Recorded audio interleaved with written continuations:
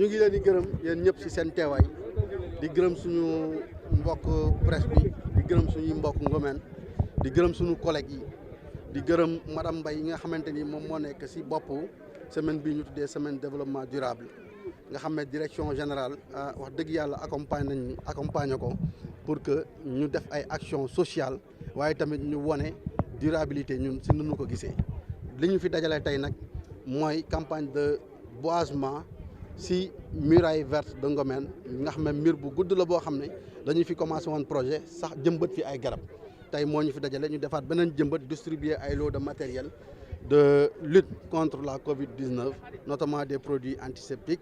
des masques donc voilà et des t-shirts. projet bi daal njëriñam mooy suqalaat environnement suqalaat dëxin suqalaat tamit gàncax waaye tamit ci sukkali boobu tamit garab yooyu ñu tànn ñoom dañu leen xàmmee ci baare poussière waaw su ko defee léegi nag bu amee benn poussière boo xam ne dafay dem ci booru Ngomen garab yooyu danañ jàppale pour wàññi poussière boobu noonu. taxawu bi nag moom dañu koy def boole ci askan wi yëpp ndax recruter nañ ci ay nit ñoo xamante ni ñoom ñooy topp di surveiller waaye tamit danañ indi sunu matériel pour di arroser garab yi di topp garab yi ba ñu màgg. Matar Gueye laa tudd vraiment ndax ñun lii yàgg nañ ko bëgg vraiment yàgg nañ koo ñaan tamit vraiment bu ñu ko indilee vraiment day nekk acte boobu vraiment kontaan nañ ci lool nuy kontaan ci ñëw gi ak vraiment niñ ko defee vraiment loolu moom ñoo ngi ci bëgg vraiment gis nañ ni garab moom dina wàññi poussière bi et puis tamit baax na ci àdduna bi surtout ñun béykat yi. poussière moom dafa naqaree téye sax mun demee ñàkk mais vraiment ñoom tamit liñ mën lépp ñoo ngi koy def parce que vraiment fexe nañ ñoom ba jënd ay machines yu cher pour taxawal ko pour wàññi rek poussière bi xam nga loolu tam effort la mine bi li coow li bari ñoom bokk ñu ci gars yi mine buñ ko defee rek dañu am problème moom machine te dañuy gaaw daal ko réglé waat loolu xam nga tamit am na solo. Cheikh Ngom laa tudd chef de village su Ngomen. ba léegi ñu ngi kontaan ci kii bi rek man bañ defee projet bi laa ni projet bi ngeen def yëpp bii moom ci gën a soxal parce que garab moom au moins mu téye poussière bu ma téyee lépp tam mu téye au moins 50% yi ñu mën a noyyi parce que ñun waa Dangote xam nañu li ñuy noyyi fii gis nañ ko ni mel métti na lool wax dëgg yàlla waaye ñu ngi si def seen taxawaay kem taal kattan wax dëgg yàlla pour dimbaluñ ci loolu kontaan nañ ci loolu baax. non loolu moom mënut a ñàkk parce que kenn ku ne ak sa gis-gis waaye ñun ñi xam ne ñoo sës moom xam nañu li Dangote di def te gis nañu li muy def wax dëgg yàlla kontaan nañ ci ñoom loolu moom parce que Dangote dañu ubbil seen bunt yëpp sax boo fëggee ñu ubbil la loolu moom xam nañ ko wax dëgg yàlla te ñu ngi jël suñuy xale ak suñuy rak ak suñuy jarbaat di leen employé fii loolu gis nañ ko. kon gis ngeen njëriñu Dangote. waaw gis nañ njëriñu Dangote mais xam nga njëriñ bu ne day ànd ak inconvénient bi mooy maanaam lii maanaam poussière beeg yooyu daal mooy problème bi quoi waaye nag ñi ngi ciy def seen kamatakan di ko jéem a saafara wax dëgg yàlla kontaan nañ ñoom baax wax dëgg yàlla. Cheikh Tidiane Diouf maire de la commune de Diass. ngeen may ma d'abord ma rendre hommage monsieur le maire Al Samba bi fi nekkoon di wax ne tey Dangote dafa ñëw tey pour jàppale ñu ci ubbite école yi nga xam ne andil nañu tey loo bu am solo ci wàllu produit yi nga xam ne ñoom la xale war a jëfandikoo pour que ñu mën a respecter mesure barrière Covid-19 bi ak un lot de cahier boo xam ne bi tey dinañu permettre ñun li ñuy andi mu gën a régler suñu problème mais remercier Dangote parce que partenariat bi mu am ak Diass partenariat bu wóor la ndax li ñu naan RSE li ñu def ci commune Diass tey bu ma ko doon lim du jeex ci wàllu investissement ci wàllu social ak leneen donc c'est un sentiment de satisfaction par rapport ak partenariat bi mais du doy moo tax maa ngi sàkku ci ñoom yoon bi nga xam ne moo jógee Cikki ci route nationale bi dugg Cikki maa ngi leen di ñaan ñu goudronner leen ñu ko li tax ma leen koy ñaan mooy population Cikki ak poussière bi di jóg ci carrière yi ci mbirum environnement dafay xaw a metti te am naa yaakaar ne ni ma ko ñaanee waa Dangote te ndax lépp lu ñu leen mus a ñaan rek def nañ ko am nañu yaakaar ne yoon boobu fii ak déwén yaakaar naa ne bu ñu fay dem am naa yaakaar ne dinañu jaar ci route bu goudronné parce que xam naa seen yéene te xam naa ne loo leen sant ñu def ko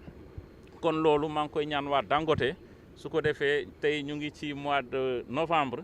incha allah bu déwénee madame Mbaye alors ñu naan dañuy dem pour réceptionner route boobu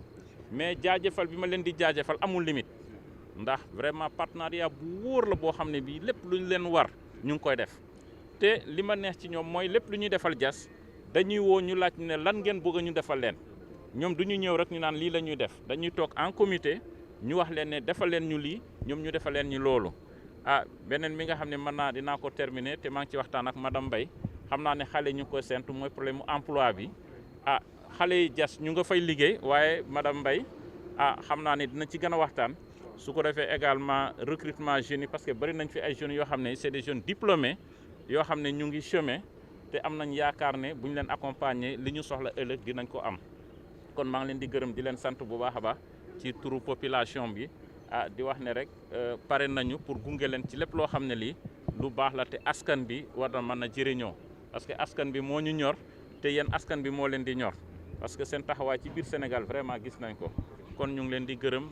vraiment di leen sant bu baax a baax ci li nga xam ne moom ngeen ñu andil tey incha allahu rabbi. Permettez-moi d'abord de saluer donc la disponibilité et l'accueil qui a été réservé à notre délégation, la disponibilité de la commune de Diass représentée par son maire, donc la disponibilité et l'accueil qui nous a été réservé aujourd'hui. Donc comme il est de coutume, donc chaque année au niveau du groupe, il y a une semaine qu'on appelle la semaine du développement durable qui est organisée. Et cette semaine du développement durable entre dans le cadre de la politique sociale globale de l'entreprise. Et de façon plus précise, cette semaine, les activités qui sont menées entrent dans le cadre de la RSE. Et c'est dans ce cadre qu'aujourd'hui, on est venu donc appuyer la commune de Diass en termes de lot de matériel sanitaire, mais également de produits sanitaires, mais également de matériel scolaire. Et c'est un geste, à mon sens, qui est venu au bon moment, puisqu'on est en période de Covid et que également on se prépare, donc nous, parents d'élèves, à l'ouverture des classes. Donc c'est un appui qui me paraît assez important et je pense qu'à la réception, M. le maire a mesuré toute l'importance de ce geste que Dangote vient de faire et qu'il a toujours fait d'ailleurs dans le cadre de la responsabilité sociétale d'entreprise. Donc c'est à la décharge de M. le maire, c'est un partenariat assez dynamique donc, que nous vivons depuis des années et qu'aujourd'hui on peut vous assurer que ce partenariat va continuer de plus belle. En fait, ça va permettre, puisque aujourd'hui dans le système éducatif, il est question du respect d'un certain quantum horaire. Je pense que si aujourd'hui les élèves disposent de ce matériel scolaire, ils peuvent commencer les classes à temps et puis parvenir à couvrir largement ce quantum horaire qui est nécessaire aux performances des élèves. Donc c'est dans cette perspective qu'on est venu aujourd'hui remettre ce lot. Il est heureux de constater aujourd'hui qu'il y a une baisse considérable du taux de personnes atteintes du Covid. Donc c'est vraiment des activités menées de part et d'autre par les autorités et également par les communes et autres responsables de collectivités locales. Donc c'est à saluer, mais ce n'est pas aussi une raison pour baisser les bras. Donc c'est dans cet esprit qu'on est venu donc, appuyer donc, les gestes qui sont déjà menés par les autorités administratives, donc dans le sens de prémunir les populations de produits phytosanitaires et autres équipements qui vont dans le sens de prévenir cette maladie qu'est le Covid. Donc ñëw bi aussi dafa nekk ci cadre benn semaine développement durable boo xamee ni au niveau du groupe Dangote dans tous les pays donc ay activités ñi ngi koy mener semaine bi te activités yu jublu ci éducation donc ci environnement ak ci santé ci ñetti volets yooyu la activité yu jublu donc parce que dafa am loo xamee ni dafa nekk gëm-gëm boo xamee ni dañ ko partagé au niveau du groupe mooy développement ak développement économique ak développement social ñoo war ànd looloo tax ñu gëm volet RSE gëm ni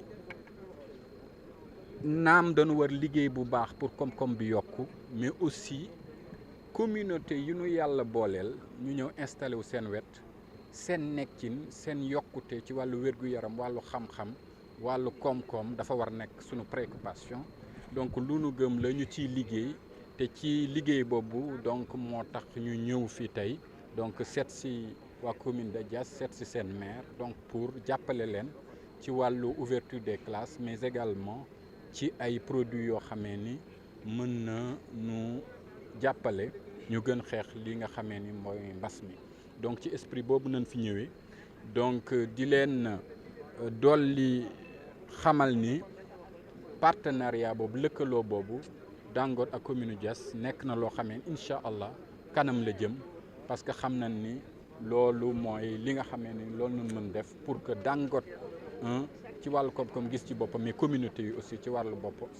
si seen wàll ñu gis njëriñ bi nga xamee ni implantation wu Dangote am nag waa esprit ubbi tey jàng tey nekk na loo xamee ni mën na nekk parce que problème mu éducation système éducatif sénégalais benn problème bi mooy le respect du quantum horaire c'est-à-dire waxtu wi nga xamee ni nit ñi war nañ ko jàng pour mën am un minimum de connaissance bu nu mën valider donc les acquis en termes de connaissance ñu mën ko am donc léegi bu fekkee ne xale yi am nañu ut kii jumtukaay yi nga xamee ne moom nañuy jànge pour mën teel commencer année scolaire bi réaliser heure yi nu war def pour ñu mën valider année bi donc loolu du def lu may yombal donc année scolaire bi donc te ñun ci suñu geste bi mi ngi dem dans ce sens là donc comme vous dites c'est bien possible jub ubbi tey jàng tey mën a am par le geste que Dangote vient de faire. C'est l'occasion également de ñu gënaat ñaax population yi notamment xale yi jàng ni leen donc njàng ak santé bien évidemment ñoo yor réew donc ñun Dangote pare nañu pour accompagner les populations notamment les populations jeunes ci wàllu njàng mi moo tax ñu mettre à disposition à l'ouverture des classes matériel bi nii et que incha allah loolu day nekk lu continuer tant que ñoom ñi ngi ci yoonu njàng puisque ñooy futuru ëllëgu dëkk bi donc ñun pare nañu pour jàppale leen te defe naa pare jàppale leen boobu moo tax lu mel la suba ñi ngi organiser des cérémonies de récompense pour les meilleurs élèves qui se sont distingués dans la commune de Diass.